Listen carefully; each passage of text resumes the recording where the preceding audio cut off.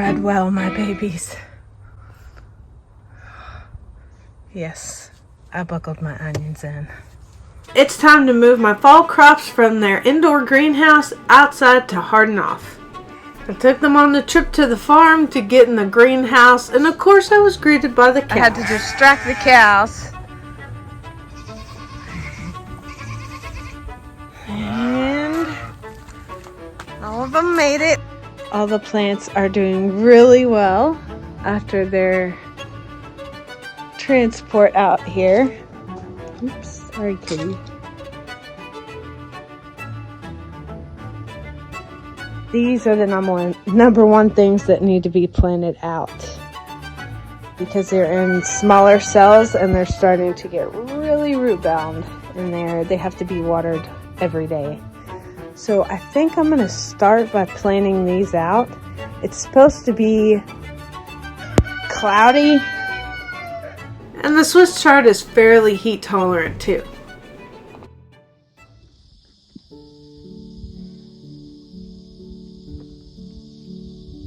It is supposed to be cloudy today, and the stupid sun is ruining my cloudy day. So I'm going to get to work planting the rest of this stuff and maybe working in the in-ground portion depending on how hot it is today.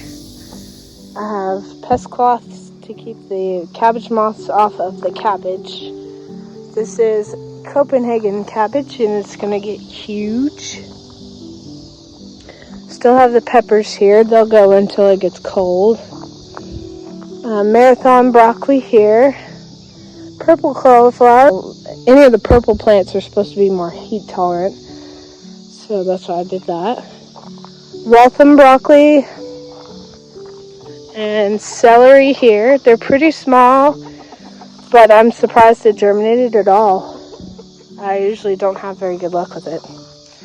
This is left open for lettuce, mainly because there's a big ant pile on that side. This is snowball cauliflower, so it's more traditional cauliflower. This will be peas when it gets a little cooler. Still have that pepper over there.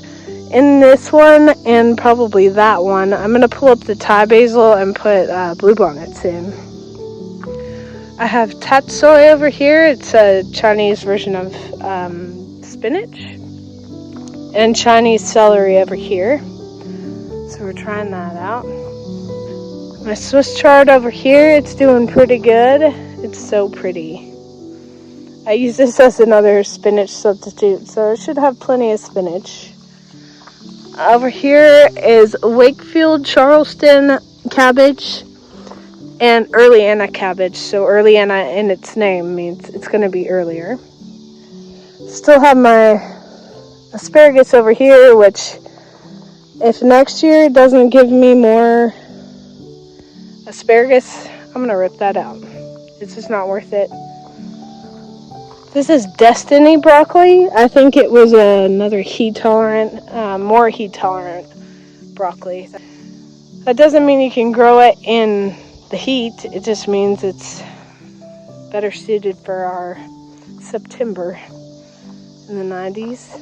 And then of course I've got my strawberries, and the pine berries didn't do very well there. I tried to root in, they sent runners way over here and I tried to root them in there. They're doing okay, they're kind of flopped over now. And then of course I still have plenty of sweet potato vines. Hopefully I have sweet potatoes in there. And my lemons should be done this fall. Okay, this is day number 2 for these cabbage. That one's not looking great. So I might just right off the bat replace that one, but I might wait till these 92 days go by. But there's really only one. The rest of these, I can worry about my plants, like to the point where I have almost nightmares about the plants just being all chopped and all dead and really tired from the sun, and they're looking good. These little creatures are the next thing I was worried about. This is better than I could have asked for. Yesterday's high was 87. Today's the same. And then for 2 days, we're gonna have 92, 93. But it's still cooler. We'll see how these delicate celery plants are doing. It's still cooler than it would have been. So some of them did not fare well, but I have plenty of replacements. I really need to stop analyzing what I think the weather's gonna be based on last year and what it is now, and then based on a very unreliable app that predicts like months out. But I still do. Feels like it's 89. There's absolutely no breeze today, so I have this huge garden shade that's 50 feet long sitting in a box, and I don't plan on using it again. So I'm gonna go ahead and rip it into sections to go over the posts of all those raised beds and give them a little shade. It's not the prettiest or neatest thing, but this is a 40% block. The rest of them just, I mean, they're doing okay without. I think today I'm gonna focus on the in-ground portion and get that planted up. In order to get my fall crops established by the time that even light freezes come in, I need to plant them out by September 15th. Normally, we're still in the mid to low 90s at that time, and this year we all of a sudden went into the first part of September in the 80s. So that was really weird, and I figured since we normally are higher than that, I'll get them used to being outside in the 80s, and then they can gradually work up to the 90s where we're sitting right now. There it is, all purdied.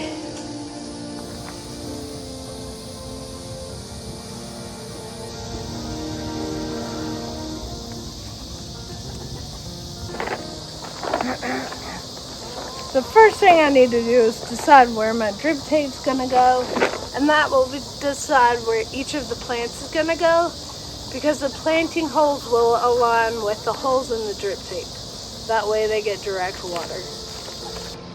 The emitters are a little reinforced, so it's harder right here, and I don't want that right on my connection.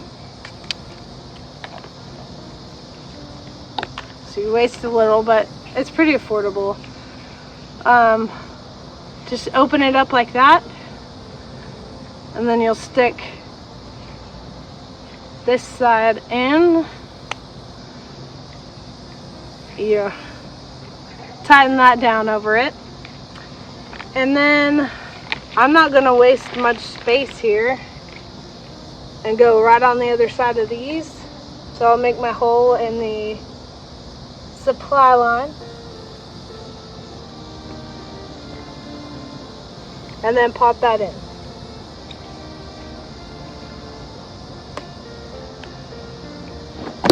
And I'm going to measure out as far as I want it and then come back to yellow.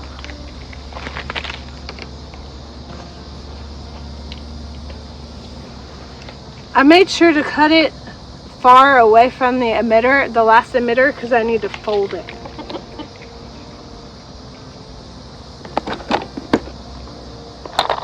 This is what the ender looks like.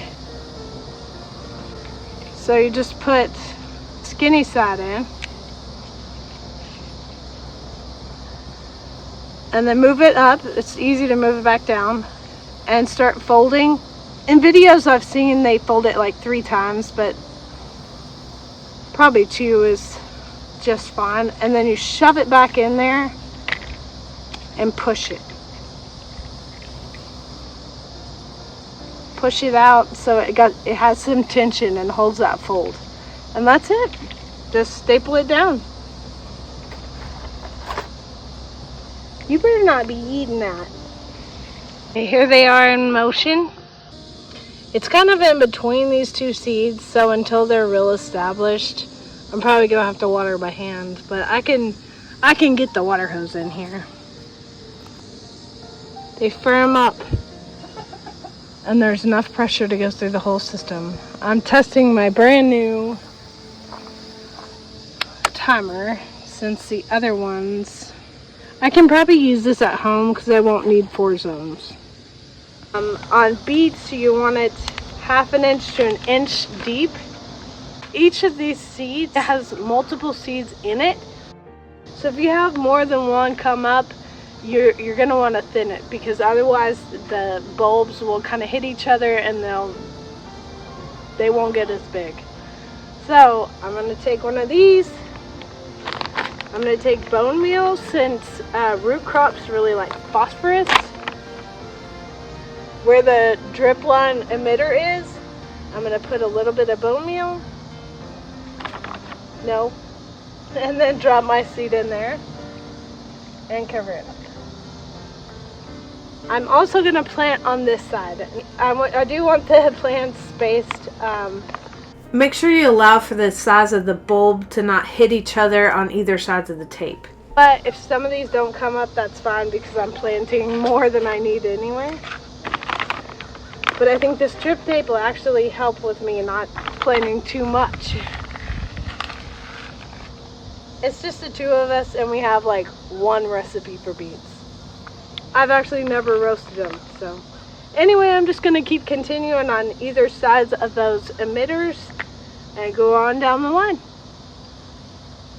Here's the Texas Super Sweet. I'm almost done with them. I may have grown a few too many. I still have 𝐥𝐤𝐤𝐞 onions. It's gonna be 94 today, but the breeze is amazing. Well, this is probably the biggest block of onions I've ever grown.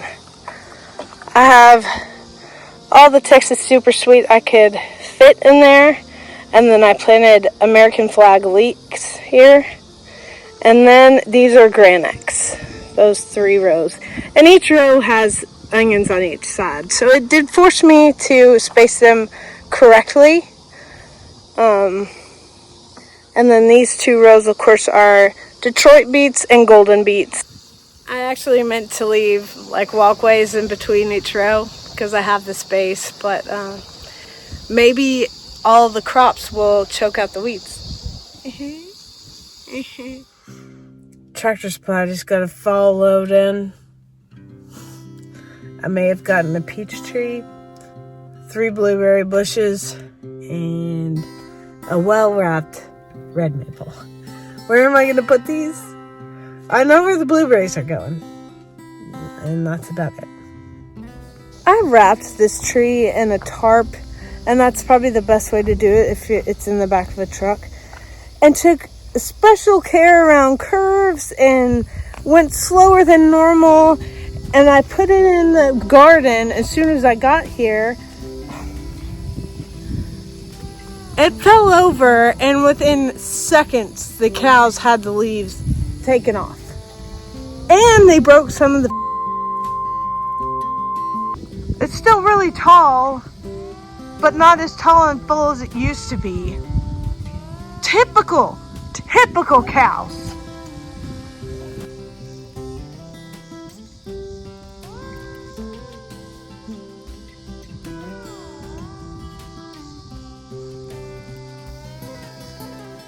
They also had blueberries at Tractor Supply, and they were only $15.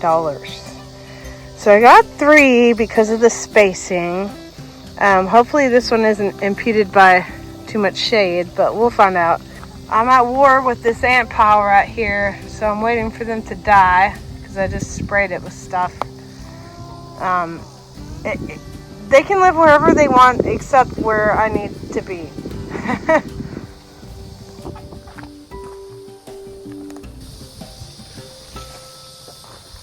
I'm gonna put this one pretty close to the edge so I can give up maximum space. The blueberries I did have success with this year were a potted variety, and then a few of the ones in front of my greenhouse. Rough up the root ball a little bit. They're a little root bound, but not too much. But the ultimate reason why I'm putting them in a raised bed is so that I can control the pH a little bit easier. And it's a little bit easier to let them dry out a little bit more between waterings in these beds.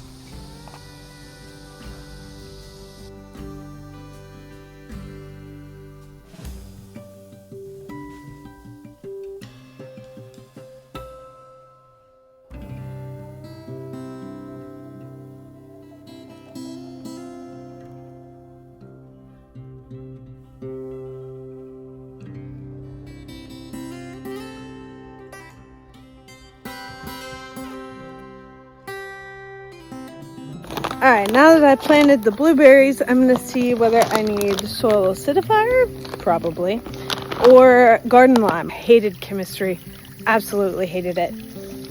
Because I don't need to balance equations here. I need to know what the pH is and what to add on top of and what amounts. And luckily the package shows me that, and I didn't need to take 2 courses in college. Okay, for I had to retake both of them, and I passed because of my lab partner.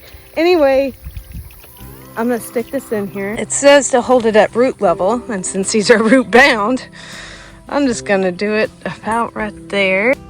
I was not expecting it to be that alkaline. Had our native soil tested by Texas A&M, and we are right there at like 6.5 to 6. I can't remember what it was, but fairly neutral, a little on the acidic side. So we were pretty good for blueberries, but they like anywhere between 4.5 and 5 is what I've read. Need about 1.5 tablespoons. I'm not too concerned about it. Oh.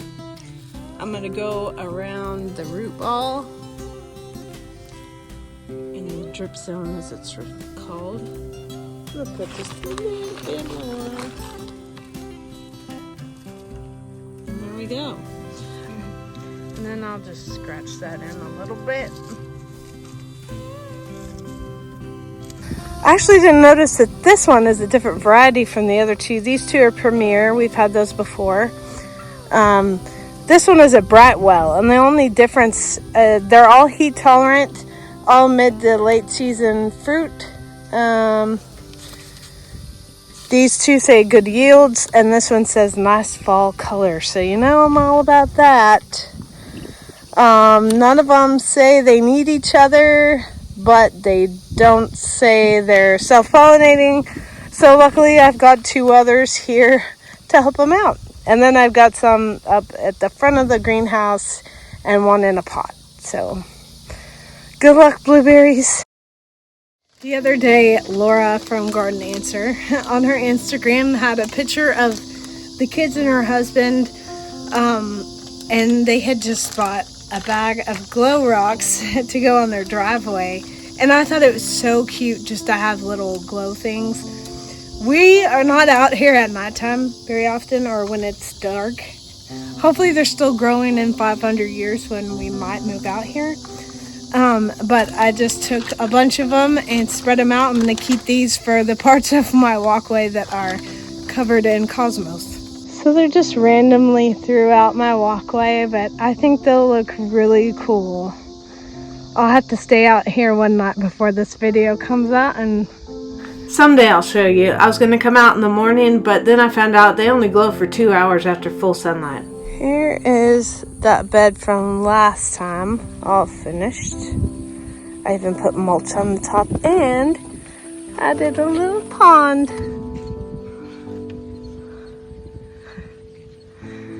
So I have that fig back there that's already gotten bigger since I made this thing, so maybe it was having trouble with weeds and out competing. I put some of the lantana in here. There's one over there. And then I put blanket flowers in here. So now the next project is I'm going to redo the fence over here because the cows are smushing it down and trying to get in. Also, I'm working on clearing the channels and putting the PEX boning back in so it actually makes a ridge. But I'm not going to do any of that until the fence is replaced. That's a pretty big project I'm after, so make sure you're subscribed. If you like this video, feel free to subscribe. I upload some Wednesdays and all Sundays, and you can keep watching us grow our farm. Have a good one.